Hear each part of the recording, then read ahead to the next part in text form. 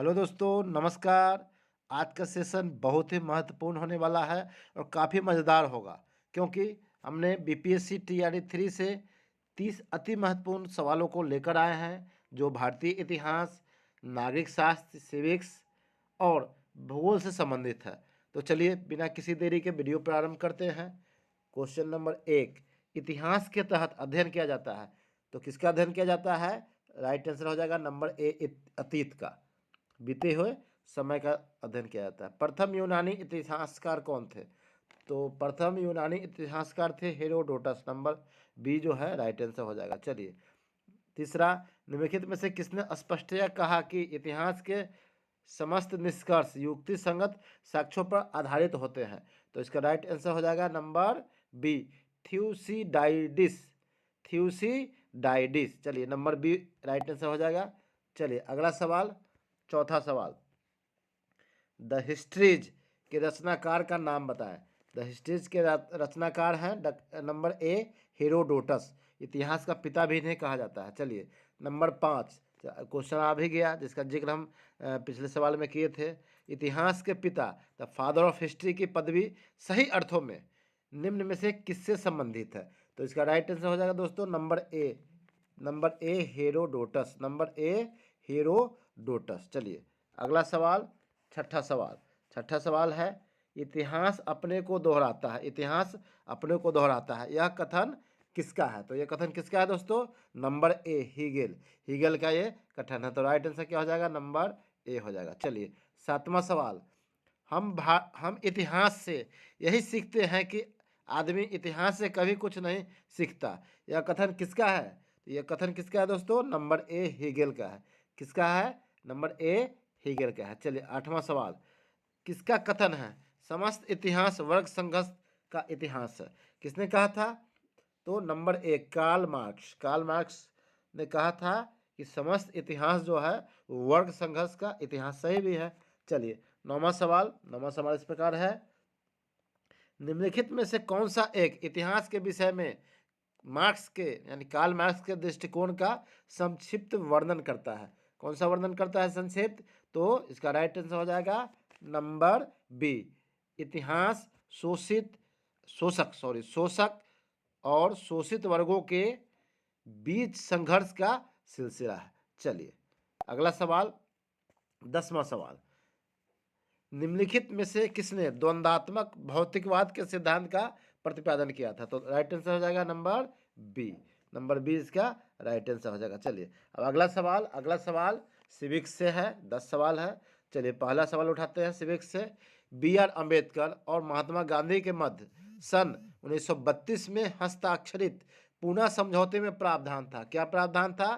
तो इसका right answer हो जाएगा दोस्तों नंबर डी, हरिजनों के लिए आरक्षण सहित संयुक्त निर्वाचन क्षेत्र का ये मांग थी डॉक्टर भीमराव अम्बेडकर की। चलिए अगला सवाल, दूसरा सवाल, वह कौन सा अधिनियम था जिसने भारत में सत्ता ब्रिटिश ईस्ट इंडिया कंपनी से ब्रिटिश क्राउन में स्थानांतरित की गई थी? तो राइट आंसर इसका हो जाएगा दोस्तों 2 का डी हो जाएगा, भारत सरकार अधिनियम 1858। चलिए अगला सवाल, तीसरा सवाल है, निम्नलिखित में से किस अधिनियम द्वारा भारत के गवर्नर जनरल को अध्यादेश जारी करने की शक्ति प्रदान की गई थी?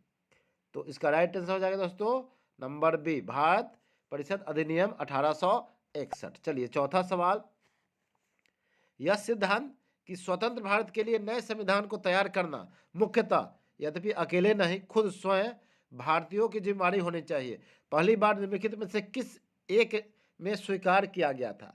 तो 4 का राइट आंसर हो जाएगा दोस्तों बी हो जाएगा। 4 का राइट आंसर क्या हो जाएगा? नंबर बी, लिन लिथगो का अगस्त प्रस्ताव। चलिए पांचवा सवाल है, रेगुलेटिंग एक्ट पारित किया गया था, कब पारित किया गया था दोस्तों? तो इसका राइट आंसर हो जाएगा नंबर ए, 1773 इसमें। काफी महत्वपूर्ण है ये रेगुलेटिंग एक्ट। चलिए अगला सवाल, छठा सवाल, भारत के भारत के गवर्नर जनरल को किस एक्ट के द्वारा अपनी समिति के निर्णय को अस्वीकार करने का अधिकार मिला? तो छठा का राइट आंसर हो जाएगा दोस्तों नंबर सी हो जाएगा, 1786 का अमेंडमेंट एक्ट। चलिए अब सातवां सवाल क्या है, पिट्स इंडिया एक्ट किस वर्ष पारित किया गया? तो पिट्स इंडिया एक्ट जो है वो नंबर ए 1784 ईस्वी में पारित किया गया। चलिए अगला सवाल, 8वां सवाल, साम्राज्ञी विक्टोरिया ने 1858 की घोषणा में भारतीयों को बहुत सी चीजें दिए जाने का आश्वासन दिया था। निम्न आश्वासनों में से कौन सा ब्रिटिश शासन ने पूरा किया था? तो किसने पूरा किया था? नंबर बी, देसी रजवाड़ों की यथा स्थिति बनाए रखी जाएगी, इसने पूरा किया था। चलिए अब 9वां सवाल देखते हैं। मिंटो मार्ले सुधार का उद्देश्य क्या था? क्या उद्देश्य था दोस्तों? तो नंबर ए, पृथक निर्वाचन प्रणाली, पृथक निर्वाचन प्रणाली, नंबर ए इसका राइट आंसर हो जाएगा। अब 10वां सवाल इस प्रकार है, मार्ले मिंटो सुधार बिल किस वर्ष पारित किया गया था? तो दोस्तों इसका राइट आंसर हो जाएगा नंबर बी, यानी 1909 ईस्वी में। राइट आंसर क्या हो जाएगा? Number B. तो चलिए ये नागरिक शास्त्र सिविक से हमारा क्वेश्चन हो गया 10। अब चलिए अगला जो है हम लोग शुरू करते हैं भूगोल से, सौर मंडल से।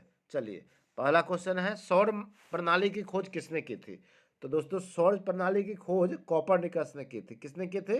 Copernicus. Right answer number C हो जाएगा। चलिए अगला सवाल, दूसरा सवाल, सूर्य के चारों ओर घूमने वाले खगोलीय पिंड क्या कहलाते हैं? क्या कहलाते हैं दोस्तों?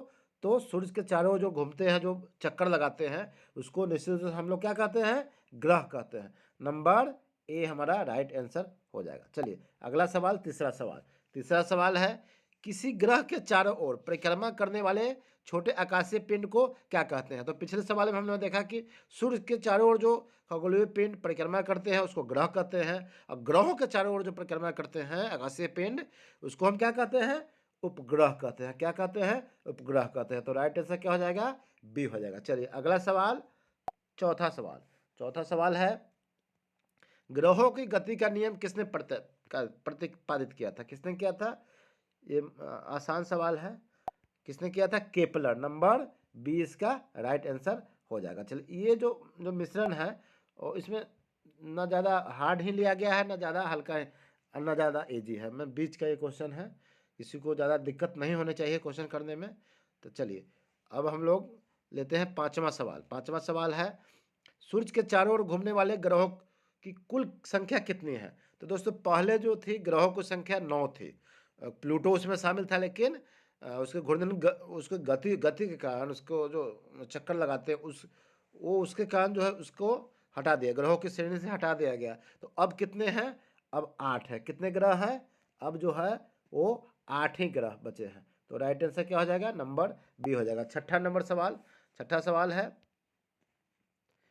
सूर्य से बढ़ती दूरी के अनुसार ग्रहों का निम्न में से कौन सा क्रम सही है? सूर्य की बढ़ती दूरी के अनुसार दोस्तों। तो छठा नंबर क्वेश्चन का राइट आंसर हो जाएगा नंबर ए। नंबर ए में क्या है? बुध है। सूर्य के बढ़ती दूरी के, सूर्य है पहले आएगा, सूर्य उसके बाद सूर्य के बुध, सूर्य के पहला जो सबसे नज़दीक का ग्रह है बुध है, उसके बाद शुक्र है, फिर पृथ्वी है, फिर मंगल है। तो राइट आंसर क्या हो जाएगा? नंबर ए हो जाएगा। चलिए अगला सवाल, सातवां सवाल है,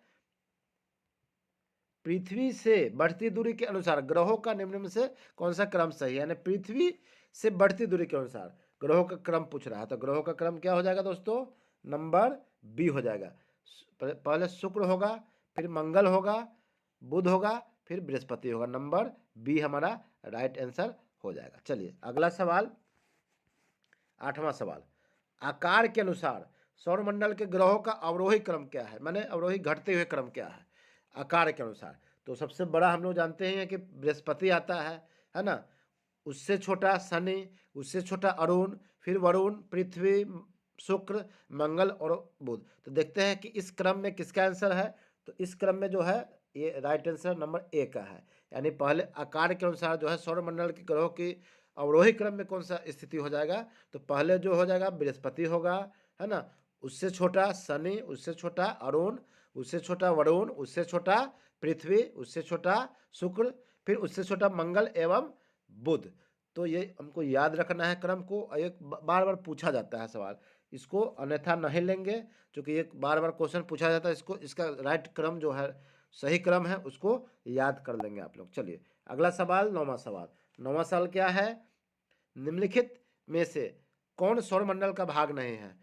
विकल्प आप लोगों के सामने रख देता हूँ इसका। नंबर ए क्षुद्र ग्रह, नंबर बी धूमकेतु, नंबर सी ग्रह, नंबर डी निहारिका। तो दोस्तों ये क्षुद्र ग्रह भी है, सौरमंडल का भाग धूमकेतु भी है, ग्रह भी है, नहीं में कौन सा है? निहारिका है। निहारिका जो है वो सौरमंडल का भाग नहीं है। तो राइट आंसर क्या हो जाएगा? Number D. चलिए 10वां सवाल और इस सेशन का अंतिम सवाल भी है। चलिए 10वां सवाल क्या है देखते हैं। तारामंडल क्या है? तो तारामंडल क्या है, इसका राइट आंसर क्या हो जाएगा? विकल्प आप लोग देखिए, इसका राइट आंसर जो हो जाएगा आप लोग कमेंट कर सकते हैं, कमेंट में देखता रहता हूँ। चलिए इसका राइट आंसर क्या हो जाएगा? नंबर बी हो जाएगा। Number B. तारामंडल क्या है? ऐसे तारों की आकाश में एक विशेष आकृति जो पृथ्वी से समदूरस्थ नहीं हो सकते हैं। चलिए इसका राइट आंसर क्या हो जाएगा? Number B. तो चलिए दोस्तों हम लोगों ने अभी भारतीय इतिहास, नागरिक शास्त्र और भूगोल से 10-10 प्रश्नों का कुल 30 प्रश्नों का सेट हम लोगों ने देखा है। अब वीडियो कैसा लगा? वीडियो के अंत तक बने रहेंगे और आगे और अच्छे अच्छे वीडियो लेकर आते रहेंगे। इसी तरह का प्यार बनाए रखें। धन्यवाद।